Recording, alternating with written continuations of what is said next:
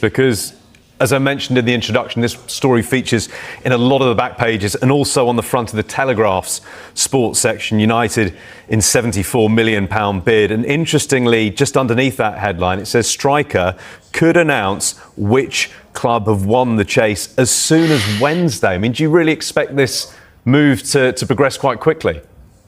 Well, look, I think it really depends on whether neither club's prepared to offer any more, and then ultimately, if the terms are the same, then we're going to talk, figures in terms of wages as well. So, it's certainly an intriguing one, and Sesko, I think, is relieved because a couple of weeks ago it looked as though he was going to be left high and dry, and I think there was a concern, certainly at Leipzig, that there wasn't going to be a Premier League club coming in for him. But it looks as though quite clearly now, two very different options, but equally would be a huge opportunity for him, whether it's Newcastle or United.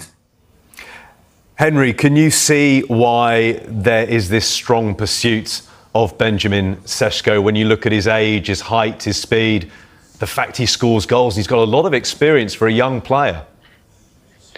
Yes, he has, and he will clearly be. I mean, Manchester United are clearly, I would say, the favourites now. Not simply because of this bid, because they've also shown interest in him before, and also if you look at the team that Ruben Amorim chose at the weekend against Everton, he played 3 of his 4 number 10s in the attacking position. He played Matheus Cunha, who we expect to start as the left-sided number 10 in Amorim's 3-4-2-1. He played him as a centre forward, and Rasmus Højlund was on the bench for 2/3 of the game. So clearly Manchester United are very confident about getting a number 9 in, and Sesko clearly, as you say, he's quick, he's still only 22, so he's got he will still develop.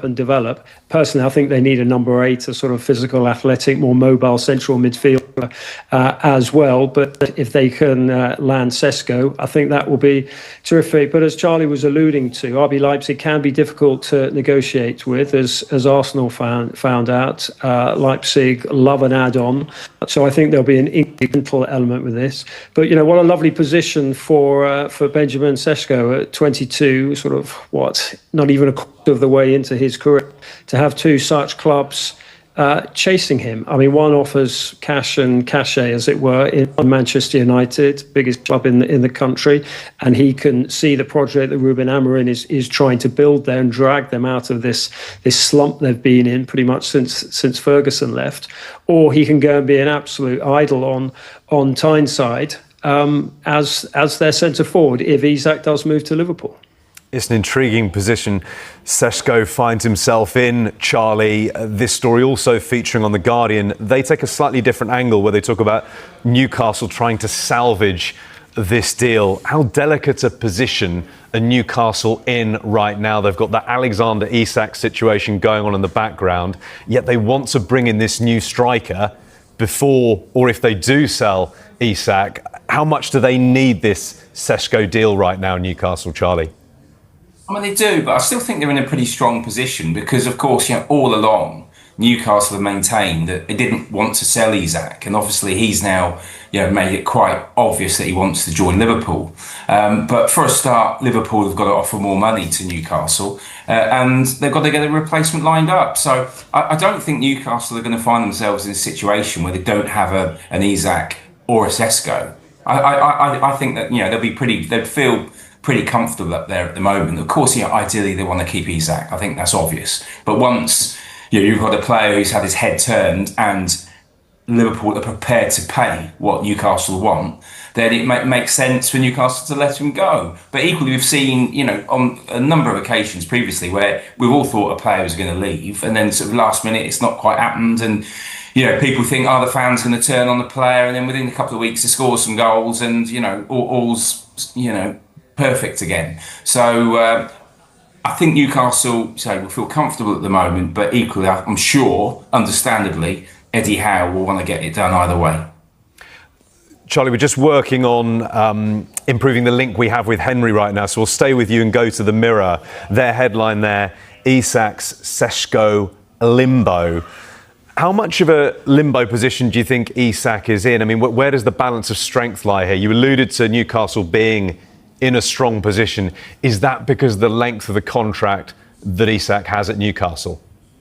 Yeah, it's the length of the contract. And of course, ideally, I think, Newcastle would like to offer him a much bigger deal. And of course, there were talks about that at the end of last season. But Liverpool have got to come up with the money. I mean, Liverpool have already had an unbelievable summer, haven't they? Of course, they were ever so quiet last year.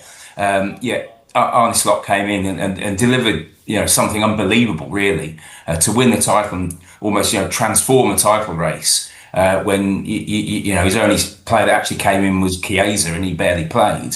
So now they've given him some, proper ammo in terms of players and the money that they've spent, and all those signings have looked excellent. And let's not forget, Liverpool's transfer sort of record over the last 8 or 9 years has been outstanding. There's not been too many players that you could say were a disaster, and there's no doubt that Isak in that team, looking at the players that Liverpool already signed, is going to make Liverpool, an incredibly strong team, not just in the Premier League, of course, but in Europe again. So I can see why he might want that challenge, but equally, I think it's a shame that Newcastle have done so well to get back into the Champions League, and Isak has become such a terrific player and really flourished for Eddie Howe. And I'd really like to see Newcastle maybe add a couple more players and challenge for the Premier League next season, which with Isak and a couple of more signings, I actually think they could do. Manchester United have submitted a bid of 75 million plus 10 million in add-ons for RB Leipzig striker Benjamin Sesko. The offer reflects Manchester United's valuation of the player, and the club's belief is he wants to move to Old Trafford. Leipzig are yet to respond to the Premier League club's proposal. Manchester United were prioritising a move for the 22-year-old forward if they were to sign another striker this summer and had made informal contact with the Bundesliga club. Manchester United's offer comes after The Athletic reported on Monday that Newcastle United had submitted an improved bid for the striker. Their opening bid of 75 million plus 5 million in add-ons was deemed insufficient by Leipzig, leading Newcastle to increase it to at least 80 million. Newcastle have a long-standing interest in Sesko, with the club's pursuit of him coming amid last season's top scorer Alexander Isak expressing a desire to leave. Liverpool had an initial £110 million bid for Isak rejected. Manchester United have already strengthened in forward areas this summer with the additions of Matheus Cunha from Wolverhampton Wanderers and Brian Buemo from Brentford. Ruben Amorim's side also admired Aston Villa forward Ollie Watkins and explored the costs of a potential deals when considering a move for Sesko. The Manchester United hierarchy was reluctant to pay what they thought it may have taken for Villa to consider doing business. Sesko scored 21 goals in all competitions last season for Leipzig and has recorded 39 goals and 8 assists in 87 appearances for the German club since signing from RB Salzburg in 2023. His Leipzig contract runs until 2029. Arsenal also previously held an interest in the forward but signed Victor Gyökeres from Sporting CP in an initial £63.5 million deal this summer. Chelsea had admired Sesko for several years but opted to sign Liam Delap and João Pedro this window.